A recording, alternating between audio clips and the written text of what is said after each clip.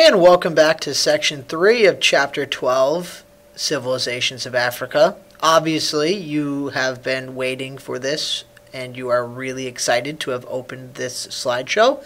I hope it doesn't disappoint, nor do I think it will. Today we're going to talk about trade routes of East Africa. These are going to be important in the formation of some trading states that develop on the East African coast.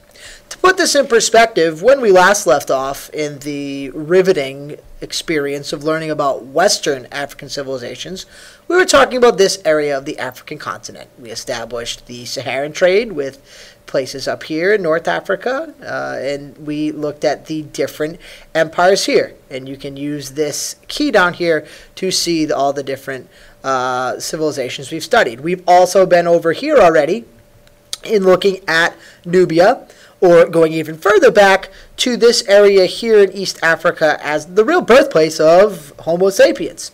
Today we're going to start to look at this region here and then this region here. So we're going to look at Axum, some other really important cities that begin to be trading cities over here, and then down here we're going to look at Great Zimbabwe. Now it's interesting to notice too when we think about that Islamic relationship with Africa. Though many Islamic caravans moved here from Mecca up through North Africa and had a profound effect here, look how close East Africa is to the Arabian Peninsula. You're definitely going to see some relationship here, obviously, even today. So keep that in mind geographically. And this map gives you a really good thing to look at to kind of put yourself in this geographical location of the places we have studied. The first civilization we're going to look at is one I've already mentioned. It's called Axum. You'll see it spelled different ways. Your book spells it A-X-U-M. You might see on a map it's spelled A-K-S-U-M. Different ways to spell it, but your book spells it this way. Now, I mentioned this already in Section 1, way back when, because it is the state of Axum, the civilization of Axum, that is taking over Nubia in 350 A.D. And a big thing to realize is that though these trading states are going to be smaller than those empires we see in the West, they very much change African culture. They become a real crossroads of all of the great cultures we're going to study this year. Most of them, in particular those of Asia, have their access into Africa through these East African trading civilizations. The strategic location of Axum is very important in that it's on the Red Sea, but it also has access inland into the mountains of what would be modern-day Ethiopia. So it's a perfect trading hub. You're going to get goods from Asia, India, and the Mediterranean world coming in to the ports of Axum on the Red Sea, but then we're going to see all the great goods from the tribes of inland Africa, whether you think of ivory from elephant tusks, animal pelts. The gold from West Africa is going to be able to be moved through inland Axum. So it's a really nice hub of trade. Now, interestingly enough, as we've been talking about the movement of Islam into Africa, Axum is going to be a big exception to this rule. And it goes all the way back to when we think about the earliest civilizations in the Middle East. In particular, we think about those great movers in that Middle Eastern area, the Israelites. The people of Axum actually will trace their ancestry to a child that was fathered by the king of the Israelites, whose name was Solomon.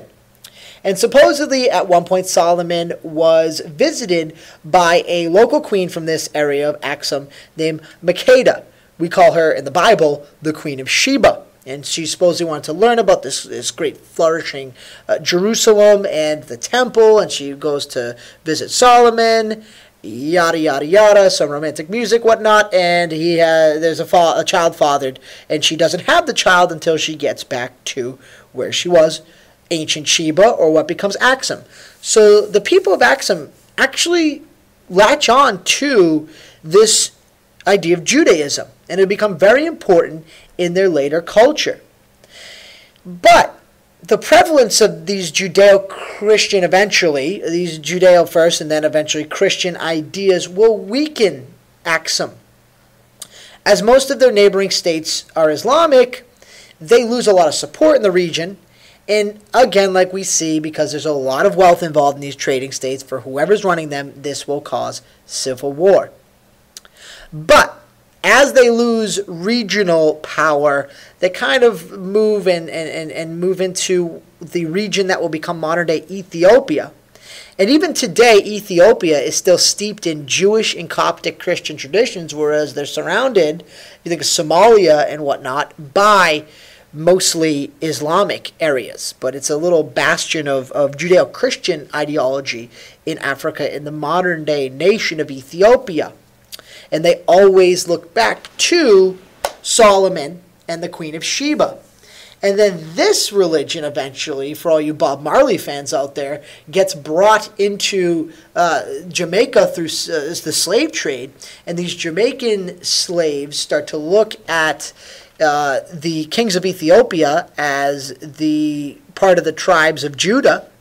And when we think about the modern-day religion of Rastafarianism, which if you're into that sort of thing, you should go look into it a little bit, you'll see that Rastafarians believe that the king of Ethiopia in the 1960s, whose name is Haile Selassie, was actually God. They look at him as the second coming of Jesus Christ.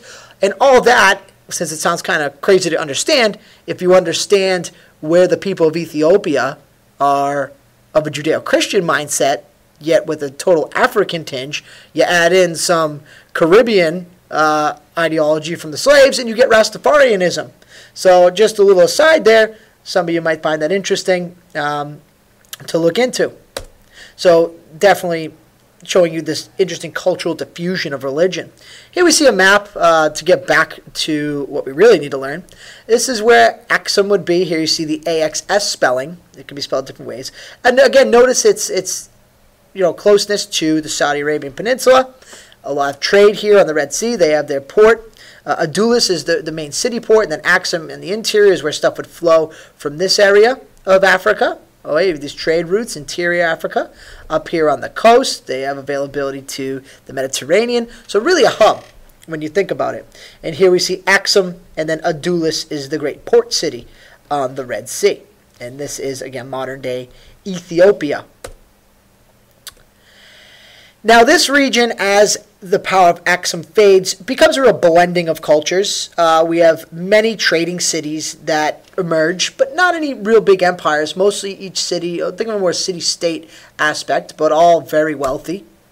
Some large African cities of today, such as Mogadishu, which would be in Somalia, Mombasa, and Kilwa, have their origins in these important trading centers in the 13th century.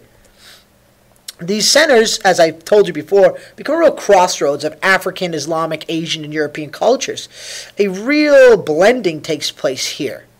All of these different areas, this is where all their trades coming into Africa and a lot of their trades going out of Africa. In particular, as I said, we find Asian goods like silk in these African port cities. We find beads from India. We find all this different stuff here. So it's really great to think of this as the gateway to all these cultures and civilizations we've been studying this year. As in West Africa, though, the dominant culture will be Islam. And we see even today, when you think about Somalia, Mogadishu is a war-torn city because of this religious strife, and a lot of it goes back all the way to these rivalries between the Islamic nations that are developing here in these city-states.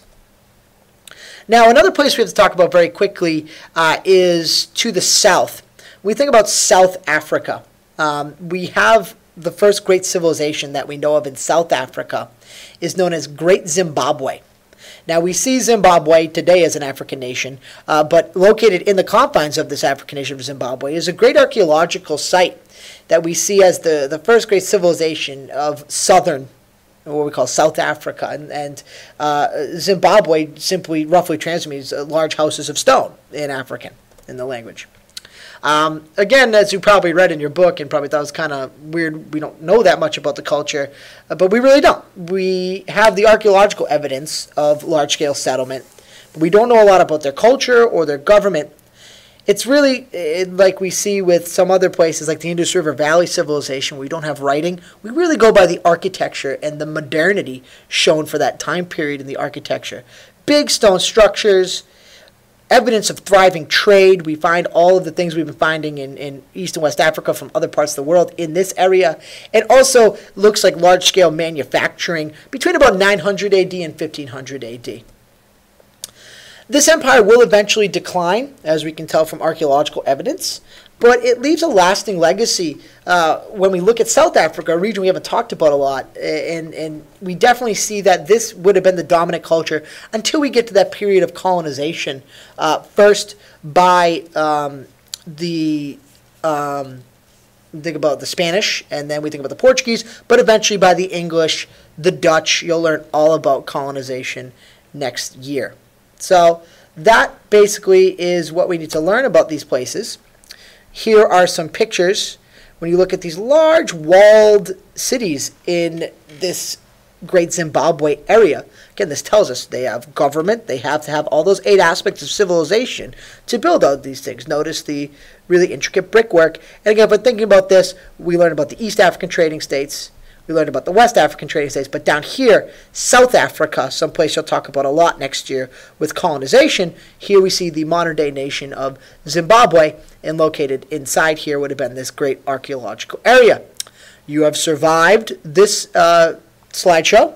Congratulations, and get ready for the next slideshow, which will be on the culture we see throughout Africa that's developing in all these different places, which is really interesting. I'm sure you can't wait to move on to the next slideshow, and you totally aren't going to wait 6 or 7 days to get to it. Talk to you later.